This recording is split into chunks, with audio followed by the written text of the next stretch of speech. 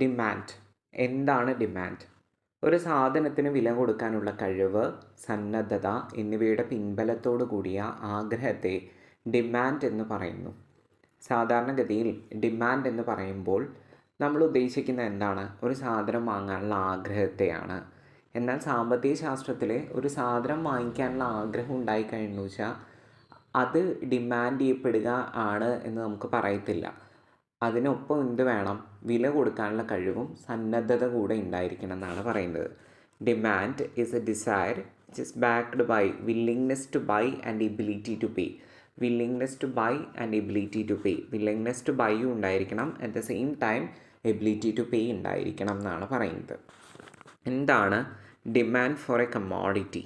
Demand for a commodity demand for a commodity എന്ന് പറയുന്നത് ഒരു നിശ്ചിത സമയത്ത് നിശ്ചിത വിലയിൽ, മാർക്കറ്റിലെ നിശ്ചിത വിലയിൽ ഡിമാൻഡ് ചെയ്യുന്ന സാധനത്തിൻ്റെ അളവിനെ ആ സാധനത്തിന് ഡിമാൻഡ് എന്നാണ് പറയുക.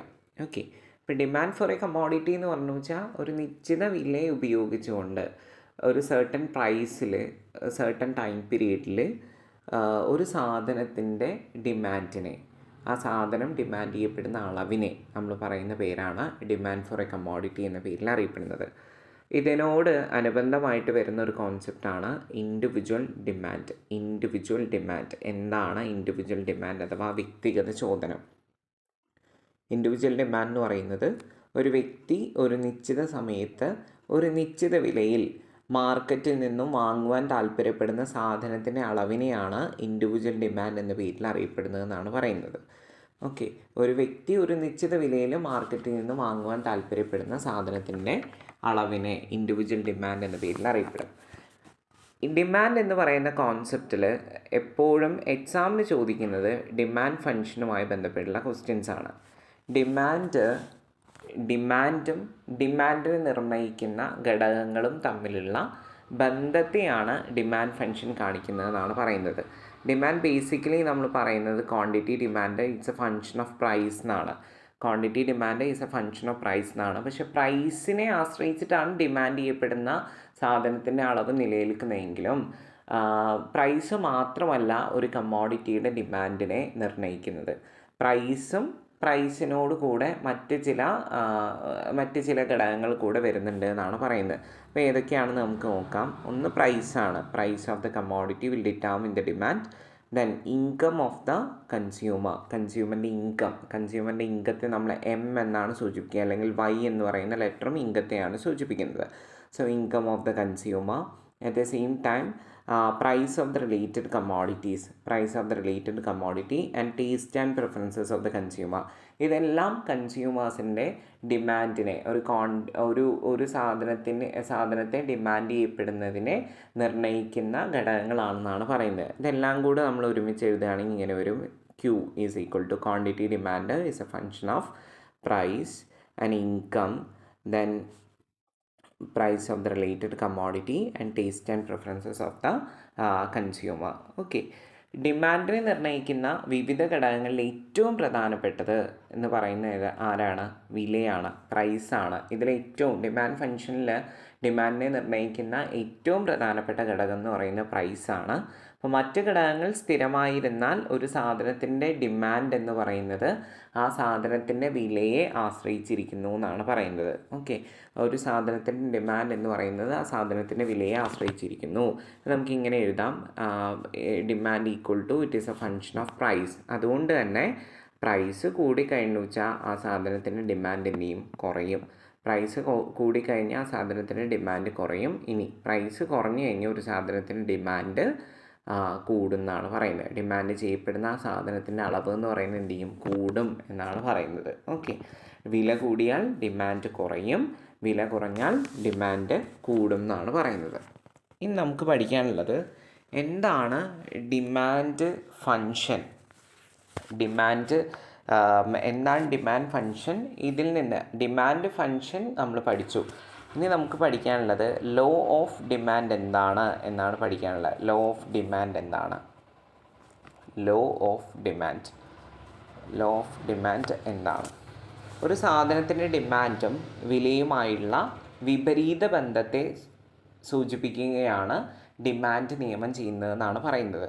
ഒരു സാധനത്തിന് ഡിമാൻഡും വിലയുമായുള്ള വിപരീത ബന്ധം, the inverse relationship between demand and price of the commodity. ഇതാണ് എന്ത് ചെയ്യുന്നത്, ഡിമാൻഡ് ലോയിൽ പറയുന്നതെന്നാണ് പറയുന്നത്. അപ്പം ഡിമാൻഡിനെ നിർണ്ണയിക്കുന്ന മറ്റ് ഘടകങ്ങൾ സ്ഥിരമായി നിൽക്കുമ്പോൾ ഒരു സാധനത്തിൻ്റെ വില കൂടിയാൽ ഡിമാൻഡ് കുറയും, വില കുറഞ്ഞാൽ എന്ത് ചെയ്യും, ഡിമാൻഡ് കൂടുമെന്നാണ് പറയുന്നത്. ലോ ഓഫ് ഡിമാൻഡ് എന്താണ് പറയുന്നത്, ഡിമാൻഡിനെ നിർണ്ണയിക്കുന്ന മറ്റ് ഘടകങ്ങൾ സ്ഥിരമായി നിൽക്കുമ്പോൾ ഒരു സാധനത്തിൻ്റെ വില കൂടിയാൽ ഡിമാൻഡ് എന്ത് ചെയ്യും, കുറയും. ആ സാധനത്തിൻ്റെ വില കുറഞ്ഞാൽ ഡിമാൻഡ് എന്ത് ചെയ്യും, കുറയും എന്നാണ് പറയുന്നത്. ഇതിനെ നമ്മൾ പറയുന്ന പേരാണ് ഡിമാൻഡ്, ലോ ഓഫ് ഡിമാൻഡ് എന്ന പേരിൽ അറിയപ്പെടുന്നത്. ഇനി നമുക്കിതിൽ പഠിക്കാനുള്ളത് ഡിമാൻഡ് കർവിനെ കുറിച്ചിട്ടാണ്. ഡിമാൻഡ് കർവ് എന്താണ്? ഡിമാൻഡ് കർവ് എന്ന് പറഞ്ഞു വെച്ചാൽ ഡിമാൻഡ് ഫംഗ്ഷൻ്റെ ഗ്രാഫിനെയാണ് നമ്മൾ എന്ത് വിളിക്കുക, ഡിമാൻഡ് കർവ് എന്ന പേരിൽ വിളിക്കുന്നത്. ഡിമാൻഡ് ഫംഗ്ഷനെ നമ്മളൊരു ഗ്രാഫ് പേപ്പറിലേക്ക് പ്ലോട്ട് ചെയ്യുകയാണെന്നുണ്ടെങ്കിൽ നമുക്ക് എന്ത് കിട്ടും, ഡിമാൻഡ് കർവ് കിട്ടും എന്നാണ് പറയുന്നത്. ഡിമാൻഡ് കർവ് എന്ന് പറയുന്നത് ഇതുപോലത്തെ ഒരു ഡൗൺവേർഡ് സ്ലോപ്പിംഗ് കർവാണ്. And slope of the demand curve എന്ന് പറയുന്നത് എന്താണ്, നെഗറ്റീവാണ്. ഡിമാൻഡ് കർവിൻ്റെ സ്ലോപ്പ് എന്ന് പറഞ്ഞു വെച്ചാൽ എന്താണ്, നെഗറ്റീവാണ്. അറ്റ് ദ സെയിം ടൈം എന്താണ്, ഡിമാൻഡ് കർവ് എന്ന് പറയുന്നത് എന്താണ്, ഒരു ഡൗൺവേർഡ് സ്ലോപ്പിംഗ് കർവ് ആണെന്നാണ് പറയുന്നത്. അപ്പോൾ ഡിമാൻഡ് കർവ് നമ്മൾ ഇങ്ങനെയാണ് വരയ്ക്കുക. വിലയും ഡിമാൻഡുമായുള്ള ബന്ധം വിപരീതമായതിനാൽ ഡിമാൻഡ് കർവ് എന്ത് ചെയ്യുന്നു, താഴത്തേക്ക് ചെരിഞ്ഞിരിക്കുന്നുണ്ട്. വിവിധ വിലകളിൽ ഉപഭോക്താവ് ഡിമാൻഡ് ചെയ്യപ്പെടുന്ന സാധനത്തിൻ്റെ അളവിനെ ഡിമാൻഡ് കർവ് സൂചിപ്പിക്കുന്നു എന്നാണ് പറയുന്നത്. അപ്പോൾ ഇവിടെ എക്സ് ആക്സിസിൽ എന്ത് വരും, ക്വാണ്ടിറ്റി ഡിമാൻഡാണ് വരുന്നത്. വൈ ആക്സിസിൽ എന്താ വരിക, പ്രൈസാണ് വരിക. ഓക്കെ, അപ്പോൾ നിങ്ങൾ എന്ത് ചെയ്യുക, പഠിക്കുന്ന സമയത്ത് ഡിമാൻഡ് വരയ്ക്കുന്നതും ഡിമാൻഡ് കർവ് വരയ്ക്കുന്നതുമായി ബന്ധപ്പെട്ടുകൊണ്ട് ഒരു ഡിമാൻഡ് ഫംഗ്ഷൻ തന്നിട്ട് അതിന് ഡിമാൻഡ് കർവ് വരയ്ക്കാൻ ക്വസ്റ്റ്യൻ ഉണ്ടായിരിക്കും. അപ്പോൾ എന്ത് ചെയ്യണം, അത് പഠിച്ചു വയ്ക്കണം കേട്ടോ. ഓക്കെ, ഇനി ഞാൻ ഒരിക്കൽ കൂടെ ലോ ഓഫ് ഡിമാൻഡ് പറയാണ്. മറ്റ് ഘടകങ്ങൾ സ്ഥിരമായിരുന്നാൽ, ഡിമാൻഡിനെ നിർണ്ണയിക്കുന്ന മറ്റ് ഘടകങ്ങൾ സ്ഥിരമായിരിക്കുമ്പോൾ വിലയിൽ ഉണ്ടാകുന്ന വർധനവ് ആ കമ്മോഡിറ്റിയുടെ ഡിമാൻഡ് കുറയ്ക്കുകയും വിലയിൽ ഉണ്ടാകുന്ന താഴ്ച ആ സാധനത്തിൻ്റെ ഡിമാൻഡിൻ്റെയും വർദ്ധിപ്പിക്കുകയും ചെയ്യുന്നതാണ് പറയുന്നത്. ഇതിനെയാണ് നമ്മൾ എന്ത് പറയുന്നത്, ലോ ഓഫ് ഡിമാൻഡ് എന്ന പേരിൽ അറിയപ്പെടുന്നത്. ഇനി നമുക്ക് പഠിക്കാനുള്ളത് what are the factors affecting demand for a commodity എന്നാണ്. ഒരു കമ്മോഡിറ്റിയെ ഒരു കമ്മോഡിറ്റിയുടെ ഡിമാൻഡിനെ അഫക്റ്റ് ചെയ്യുന്ന ഫാക്ടേഴ്സ് എന്തെല്ലാമാണ് എന്നാണ് നമുക്ക് പഠിക്കാനുള്ളത്. ഒന്നാമത്തത് price of the commodity. Okay, ഡിമാൻഡിനെ നിർണ്ണയിക്കുന്ന ഘടകങ്ങളിൽ ഒന്നാമത്തതാണ് പ്രൈസ് ഓഫ് ദ കമ്മോഡിറ്റി. ഞാൻ കൂടുതലായിട്ട് എക്സ്പ്ലെയിൻ ചെയ്ത് തരേണ്ട ആവശ്യമില്ലല്ലോ. ഒരു സാധനത്തിൻ്റെ ഡിമാൻഡ് എന്ന് പറയുന്നത് അതിൻ്റെ പ്രൈസിനെ ആശ്രയിച്ചിരിക്കുന്നു എന്നാണ് പറയുന്നത്. അപ്പോൾ പ്രൈസ് കൂടിക്കഴിഞ്ഞു വെച്ചാൽ ഡിമാൻഡ് എന്ത് ചെയ്യും, കുറയും. ഡിമാൻഡ് ചെയ്യപ്പെടുന്ന സാധനത്തിൻ്റെ അളവ് എന്ത് ചെയ്യും, കുറയും. ഇനി പ്രൈസ് കുറഞ്ഞു കഴിഞ്ഞാൽ ഡിമാൻഡ് ചെയ്യപ്പെടുന്ന സാധനത്തിൻ്റെ അളവ് എന്ത് ചെയ്യും, കൂടും എന്നാണ് പറയുന്നത്. Okay, when the price increases demand for commodity will decreases, when the price decreases the demand for the commodity will increases. Okay, ഇനി ഇതിൽ ചില ഗുഡ്സിൻ്റെ കാര്യം പറയുന്നുണ്ട്. അതായത് ഒരു സാധനത്തിൻ്റെ ഡിമാൻഡ് എന്ന് പറയുന്നത് ചില ഗുഡുകൾക്ക് അനുസൃതമായിട്ട് അത് മാറ്റം വരുമെന്നാണ് പറയുന്നത്. അപ്പോൾ നമുക്ക് അതിന് വേണ്ടിയിട്ട് കുറച്ച് ഗുഡ്സിനെ പരിചയപ്പെടേണ്ടതായിട്ടുണ്ട്. അതിൽ ഒന്നാമത്തെ ഗുഡ് എന്ന് പറയുന്നത് സബ്സ്റ്റിറ്റ്യൂട്ട് ഗുഡാണ്. സബ്സ്റ്റിറ്റ്യൂട്ട് ഗുഡ്സ് അഥവാ പ്രതിസ്ഥാപന വസ്തുക്കൾ എന്ന് പറയും. പ്രതിസ്ഥാപന വസ്തുക്കൾ ഒരാവശ്യത്തെ തൃപ്തിപ്പെടുത്തുവാൻ ഒന്നിന് പകരം ഉപയോഗിക്കാൻ പറ്റുന്നതും തുല്യമായ സംതൃപ്തി നൽകുന്നതുമായ സാധനങ്ങളെ പ്രതിസ്ഥാപന വസ്തുക്കൾ എന്ന് പറയുന്നു. അതായത് ഇപ്പോൾ എല്ലാ മനുഷ്യന്മാർക്കൊക്കെ 4 മണിയായി കഴിഞ്ഞു വെച്ചാൽ, 4 മണി അല്ലെങ്കിൽ 5 മണിയൊക്കെ ആയി കഴിഞ്ഞു വെച്ചാൽ they want to consume 1 glass of tea എന്ത് ചെയ്യണം, അവർക്ക് കൺസ്യൂം ചെയ്യേണ്ടതായിട്ടുണ്ട്. പക്ഷേ ചായപ്പൊടിയുടെ വില വളരെ ഉയർന്നു നിന്നു എന്ന് വിചാരിക്കുക. അപ്പോൾ ഓട്ടോമാറ്റിക്കലി അത് അവർക്ക് വാങ്ങിക്കാൻ ഒരു ശേഷിയില്ലാതെ വരുന്ന അവസരത്തിൽ അവരെന്ത് ചെയ്യും, ടീ കൺസംഷൻ നിർത്തിയിട്ട് കോഫി കൺസംഷനിലേക്ക് അവർ മാറുന്നതാണ് പറയുന്നത്. കോഫി വാങ്ങിക്കാൻ വേണ്ടിയിട്ട് അവർ ശ്രമിക്കും. ഇവിടെ എന്താ സംഭവിച്ചത്, ടീ കുടിച്ചാലും കോഫി കുടിച്ചാലും കൺസ്യൂമർക്ക് കിട്ടുന്ന സാറ്റിസ്ഫാക്ഷൻ ലെവൽ എന്ന് പറയുന്നത് ഒന്ന് തന്നെയാണ്, ഒരേപോലെ തന്നെയാണ് കിട്ടുന്നത്. അപ്പോൾ ഒന്നിന് പകരം ഒന്ന് ഉപയോഗിക്കാൻ പറ്റുന്ന ഒരാവശ്യത്തിന് പകരം മറ്റൊരു ഒന്നിന് പകരം ഒരു വ്യക്തിയുടെ ആവശ്യത്തെ തൃപ്തിപ്പെടുത്തുവാൻ വേണ്ടി ഒന്നിന് പകരം ഒന്ന് ഉപയോഗിക്കാൻ സാധിക്കുന്ന ഗുഡ്സിനെയാണ് നമ്മൾ സബ്സ്റ്റിറ്റ്യൂട്ട് ഗുഡ്സ് എന്ന പേരിൽ അറിയപ്പെടുന്നത്. ചായ, കാപ്പി ഇതൊക്കെ എന്താണ് സബ്സ്റ്റിറ്റ്യൂട്ട് ഗുഡ്സ് ആണെന്നാണ് പറയുന്നത്. അപ്പോൾ പ്രതിസ്ഥാപന വസ്തുക്കളിൽ ഒന്നിൻ്റെ വില കൂടിയാൽ മറ്റേതിൻ്റെ ഡിമാൻഡ് എന്ത് ചെയ്യും, മാറുമെന്നാണ് പറയുന്നത്. ഇപ്പോൾ ഇവിടെ ടീയുടെ വില കൂടി എന്ന് വിചാരിക്കുക. സോ ദ കോഫിയുടെ ഡിമാൻഡ് എന്ത് ചെയ്യും, ഉയരും. Price of the tea increase ചെയ്ത് കഴിഞ്ഞാൽ കോഫിയുടെ ഡിമാൻഡ് എന്ത് ചെയ്യും, ഉയരും എന്നാണ് പറയുന്നത്. ഇനി ഇതേപോലെ തന്നെ ഓപ്പോസിറ്റ് നടക്കും. കോഫിയുടെ വില കൂടിക്കഴിഞ്ഞ് കഴിഞ്ഞാൽ, കോഫി പൗഡറിൻ്റെ വില കൂടിക്കഴിഞ്ഞു വെച്ചാൽ ടീയുടെ ഡിമാൻഡ് അവിടെ വർദ്ധിക്കാനുള്ള സാധ്യതയുണ്ട് എന്നാണ് പറയുന്നത്. അത്തരം ഗുഡ്സാണ് സബ്സ്റ്റിറ്റ്യൂട്ട് ഗുഡ്സ് എന്ന പേരിൽ അറിയപ്പെടുന്നത്. ഓക്കെ, ഇനി കോംപ്ലിമെൻ്ററി ഗുഡ്സ് എന്ന് പറഞ്ഞിട്ടുള്ള ഒരു കോൺസെപ്റ്റ് ഉണ്ട്. കോംപ്ലിമെൻ്ററി ഗുഡ്സ് എന്താണ്? കോംപ്ലിമെൻ്ററി ഗുഡ്സ് എന്ന് പറഞ്ഞു വെച്ചാൽ എന്താ, പൂരക വസ്തുക്കൾ എന്നാണ് നമ്മൾ പറയുക. പൂരക വസ്തുക്കൾ ഒരാവശ്യത്തെ തൃപ്തിപ്പെടുത്തുവാൻ ഒരേ സമയം ഒന്നിലധികം സാധനങ്ങൾ ആവശ്യമെങ്കിൽ അങ്ങനെയുള്ള വസ്തുക്കളെ നമ്മൾ പൂരക വസ്തുക്കൾ എന്നാണ് വിളിക്കുക. ഒരാവശ്യത്തെ തൃപ്തിപ്പെടുത്താൻ വേണ്ടിയിട്ട് ഒന്നിലധികം സാധനങ്ങൾ ആവശ്യമായിട്ട് വരും. ഇപ്പോൾ നമുക്ക് എഴുതണം എന്ന് വിചാരിക്കുക. എഴുതാൻ വേണ്ടിയിട്ട് നമുക്ക് എന്താണ് ആവശ്യമായിട്ട് വരുന്നത്? പേന വേണം അല്ലേ? പേന വേണം എന്നുണ്ടെങ്കിൽ, പേന ഉണ്ടാവണം എന്നുണ്ടെങ്കിൽ അവിടെ എന്ത് വേണം? പേനയ്ക്ക് പേനയുടെ ആ രൂപം വേണം, ഒപ്പം തന്നെ ഇങ്ക് വേണം, മഷി ഉണ്ടാവണം. അപ്പോൾ പെൻ ആൻഡ് ഇങ്ക് എന്ന് പറഞ്ഞു വെച്ചാൽ ഒരു കോംപ്ലിമെൻ്ററി ഗുഡ്സാണ്. ഇവിടെ പേനയുടെ വില കൂടിക്കഴിഞ്ഞ് കഴിഞ്ഞാൽ, മീൻസ് ഏതെങ്കിലും ഒന്നിൻ്റെ വില കൂടിക്കഴിഞ്ഞാൽ മറ്റേ ഡിമാൻഡിനെ അത് ബാധിക്കുന്നതാണ് പറയുന്നത്. രണ്ട് പൂരക വസ്തുക്കളിൽ ഒന്നിൻ്റെ വില കൂടിയാൽ മറ്റേ സാധനത്തിൻ്റെ ഡിമാൻഡ് കുറയുന്നതാണ് പറയുന്നത്. ഒന്നിൻ്റെ വില കുറഞ്ഞാൽ മറ്റേതിൻ്റെ ഡിമാൻഡ് കൂടാനുള്ള സാധ്യതയുണ്ട്. ഇപ്പോൾ പെൻ ആൻഡ് ഇങ്ക് മാത്രമല്ല complementary goods, car and petrol, ഇതൊക്കെ എന്താണ്, കോംപ്ലിമെൻ്ററി ഗുഡ്സ് ആണെന്നാണ് പറയുന്നത്. ഒരു സാധനം ഉണ്ടാവാൻ വേണ്ടിയിട്ട് മറ്റൊരു സാധനം കൂടെ ആവശ്യമായിട്ട് വരുന്നു. അങ്ങനെ വരുന്നതാണ് എന്തിപ്പോൾ പെട്രോളിൻ്റെ വില കൂടിക്കഴിഞ്ഞു വെച്ചാൽ സ്വാഭാവികമായിട്ട് എന്ത് ചെയ്യും, പെട്രോളിൻ്റെ വില കൂടിക്കഴിഞ്ഞാൽ കാറിൻ്റെ ഡിമാൻഡ് എന്ത് ചെയ്യും, കുറയാനുള്ള സാധ്യതയുണ്ട് എന്നാണ് പറയുന്നത്. അപ്പോൾ അത്തരത്തിലുള്ള ഗുഡ്സിനെയാണ് നമ്മൾ കോംപ്ലിമെൻ്ററി ഗുഡ്സ് എന്ന പേരിൽ അറിയപ്പെടുന്നത്. ഓക്കെ, ഇനി ഡിമാൻഡിനെ നിർണ്ണയിക്കുന്ന മറ്റൊരു ഘടകമാണ് income of the consumer. Income of the consumer എന്ന് പറഞ്ഞു വെച്ചാൽ എന്താണ്? വരുമാനം കൂടിക്കഴിഞ്ഞാൽ, കൺസ്യൂമറിൻ്റെ ഇൻകം കൂടിക്കഴിഞ്ഞാൽ കൺസ്യൂമർ ഡിമാൻഡ് ചെയ്യപ്പെടുന്ന സാധനത്തിൻ്റെ അളവ് എന്ത് ചെയ്യും, വർദ്ധിക്കും.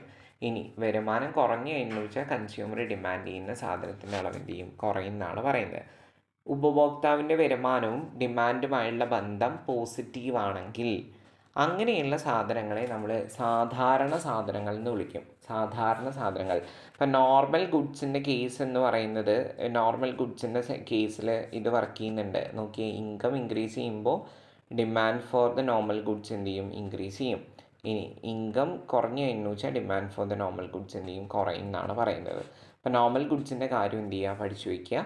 ഇനി മറ്റൊരു ഗുഡും കൂടെ ഇതിൽ പറയുന്നുണ്ട്, ഇൻഫീരിയർ ഗുഡ്സ് അഥവാ തരം താണ വസ്തുക്കൾ എന്നാണ് വിളിക്കുക ഇതിനെ. തരം താണ വസ്തുക്കൾ എന്ന് പറഞ്ഞു വെച്ചാൽ എന്താണ്?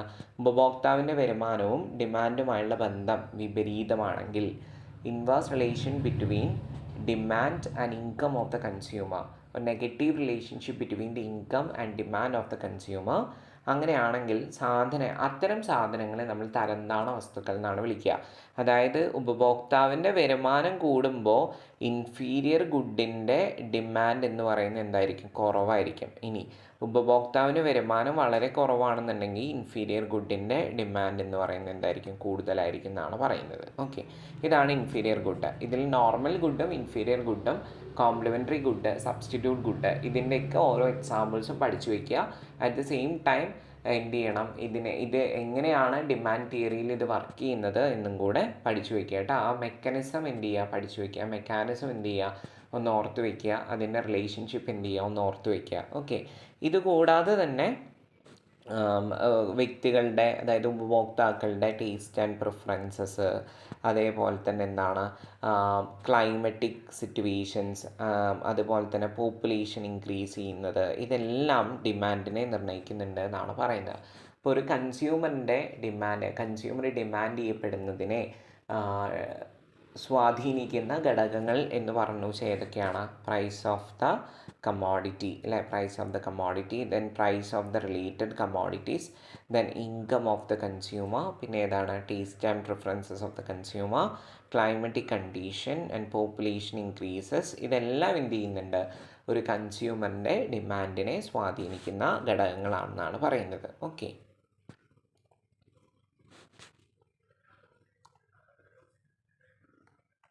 ഇനി നമുക്ക് പഠിക്കാനുള്ളത് ലീനിയർ ഡിമാൻഡിനെ കുറിച്ചിട്ടാണ്. എന്താണ് ലീനിയർ ഡിമാൻഡ്? ലീനിയർ ഡിമാൻഡ് എന്ന് പറഞ്ഞു വെച്ചാൽ ഡിമാൻഡ് ഫംഗ്ഷൻ്റെ ഗ്രാഫ് വരയ്ക്കുമ്പോൾ നമുക്ക് കിട്ടുന്നത് എന്തായിരിക്കും? ഒരു നേർരേഖയായിരിക്കും.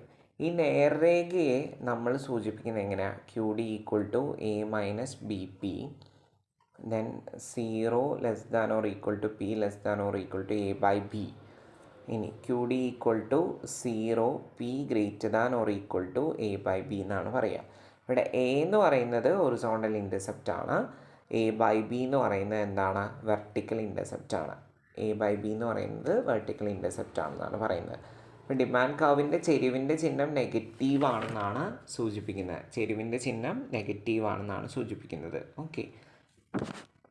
ലീനിയർ ഡിമാൻഡും കൂടെ ഒന്ന് പഠിച്ചു വയ്ക്കുക. ലീനിയർ ഡിമാൻഡിന് സാധാരണ ചോദിക്കുന്നത് പ്രോബ്ലംസ് ആണ് ചോദിക്കുക. ലീനിയർ ഡിമാൻഡിൽ നിന്ന് സാധാരണ പ്രോബ്ലംസ് ആണ് ചോദിക്കുക. അപ്പോൾ നോക്കിയാൽ Q D equal to 8 minus 2p, 0 less than or equal to p less than or equal to 4. ഇതിൽ equal to 0 price greater than 4 എന്ന ഡിമാൻഡ് ഫംഗ്ഷൻ പരിഗണിക്കുക, ഡിമാൻഡ് കർവ് വരയ്ക്കുക. അങ്ങനെ വന്നു കഴിഞ്ഞെന്ന് വെച്ചാൽ ഇത്തരത്തിലുള്ള ക്വസ്റ്റ്യൻസ് ആണ് എന്ത് ചെയ്യാറുള്ളത്? എക്സാമിന് ചോദിക്കാറുള്ളത് കേട്ടോ. ദെൻ ഇങ്ങനെ ഒരു ഫംഗ്ഷൻ തന്നിട്ട് ഡിമാൻഡ് കർവ് വരയ്ക്കാനുള്ള ചോദ്യം ഉണ്ടാവും എന്നാണ് പറയുന്നത്. ഓക്കെ. ഇത്രയും ഭാഗങ്ങൾ എന്ത് ചെയ്യുക? പഠിച്ചു വയ്ക്കുക.